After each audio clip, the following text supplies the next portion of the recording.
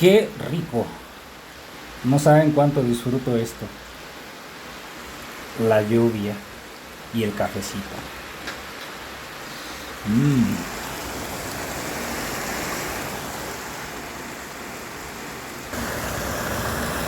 El trinar de la lluvia es asombroso y relajante.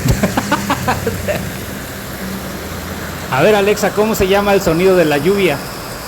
Al sonido de la lluvia se le llama chischus. Chichus. Oh. Como se hace disfrutar.